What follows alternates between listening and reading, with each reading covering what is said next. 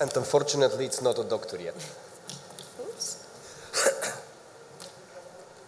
Hello and good afternoon to you all. Merhaba. Good to see you at this session. Welcome back if I saw you yesterday. It's a pleasure to be here again. So I'm joined today by Krasimir Yakimov, Deputy Minister for the Ministry of Innovation and Growth in Bulgaria. And Bulgaria is a country that's become known as the Silicon Valley of Eastern Europe, but until quite recently it wasn't really at the forefront on digital progress. So I want to start by asking you, Krasimir, where does Bulgaria sit now? Thank you. Well, first and foremost, thank you for having me. It is both a pleasure and a privilege to being able to elaborate on a topic which is basically transforming not only our daily lives, but the world in general. So, in my view, in today's digital age, artificial intelligence is not merely a tool.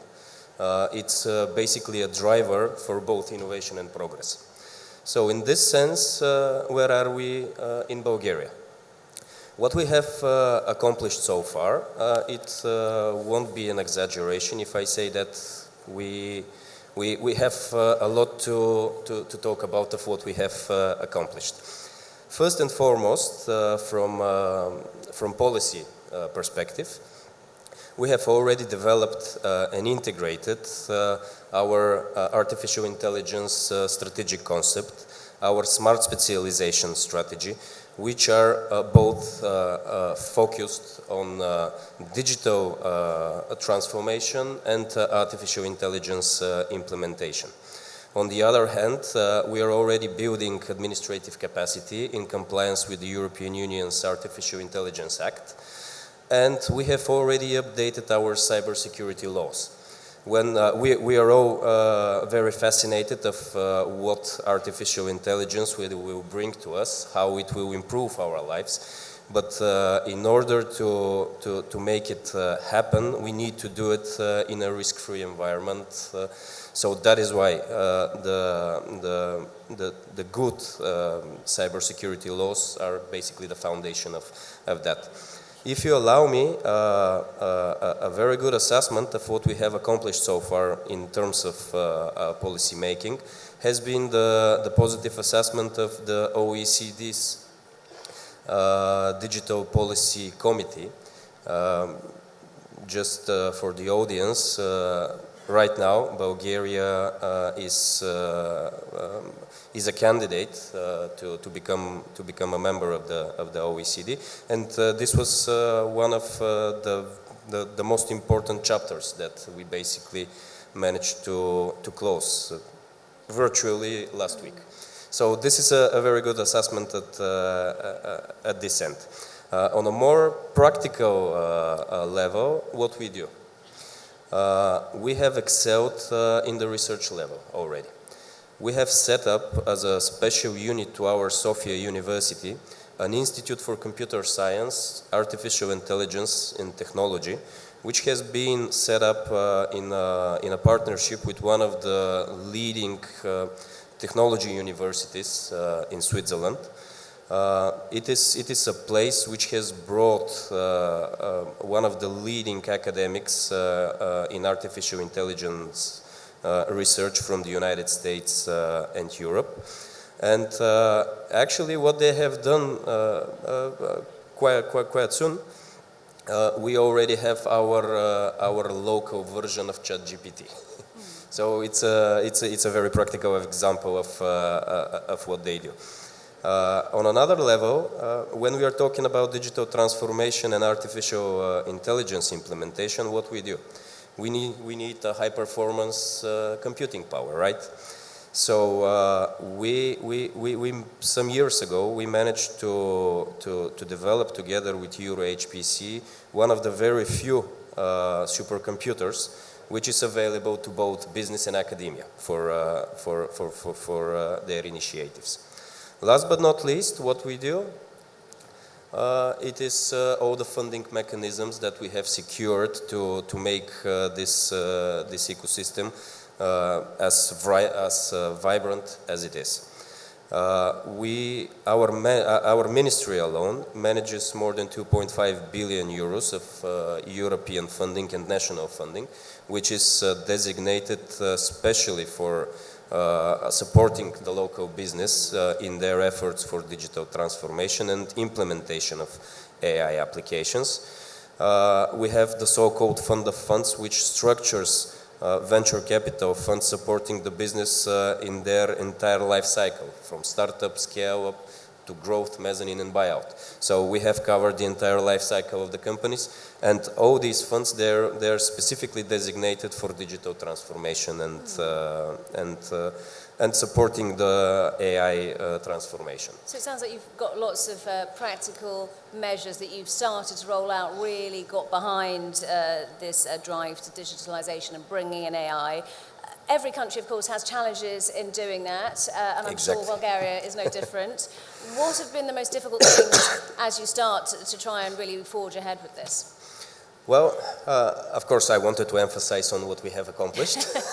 We can come back to that also, but as I say, I think it's important for people to understand it's not as straightforward. Of course, we have a lot of challenges, unfortunately. Some of them being, first and foremost, the infrastructure gaps. While our, urban areas are very well equipped with digital infrastructure, we have the latest generation of 5G technologies and so on and so forth. Unfortunately, the rural areas are still lagging behind. And we are currently focused on overcoming this issue. We have both national and European programs, which will allow us to further develop the fiber optics and other necessary infrastructures. So hopefully, within the next few years, we will be able to overcome that as well. Another challenge that we are facing, I have mentioned all the policies that we are creating, but it is one thing to have the policy and another to make it work, right? So, as I said, we are building, for instance, administrative capacity for the public sector, but I would speculate that we will need at least a few years to make sure that the administration is well aware of what they need to do in order to take advantage of this digital transformation. Another issue that we face, it's the so-called brain drain. It is not a local problem. Many countries face it, unfortunately. Even though we are producing top-tier IT and AI specialists, some of them decide to look for career develelopment abroad. And I don't know, probably one more thing that comes to my mind right now. Yesterday, during the first panel, I heard that our friends and neighbors from Serbia, they have already implemented AI education in their school systems. Unfortunately, we are not there yet. We are working intensely to make that happen. We are setting up the relevant working groups. The Ministry of Education is working intensively on that. But again, we will probably need some more time to make that happen as well. I want to come back to that idea. You talked about the gap, perhaps, between rural areas and urban areas when it comes to digitalization. And agriculture is quite a big part of the Bulgarian economy, isn't it? How do you ensure that these new technologies get used in all different sectors so no one's left behind? Well, again, from practical perspective, what we currently do, just a few numbers, we have like 7,000 kilometers of fiber optic, which is not enough. What we currently do is to double that effort and to make sure that even the more isolated communities will have access to this infrastructure. At the end of the day, in order to take advantage of each and every component of the so-called Industry 4.0, you need that infrastructure. You need fiber, you need 5G, you need all that to make the so-called digital cohesion. I want to pick up also on that idea that you talked about the brain drain. I think perhaps that's something familiar to many countries. I wonder how Bulgaria is planning to try and stay competitive as AI takes off around the world. What does Bulgaria think it can do to be at the forefront of that? Well, how to say? We have a very competitive remuneration levels in terms of IT specialists. Unfortunately, this is the financial part of the equation is not what we are missing. Our ecosystem, even though developing in a very rapid way, it is still developing, and the most important thing that we need to do is basically to further develop the entire ecosystem so that the professionals stay with us.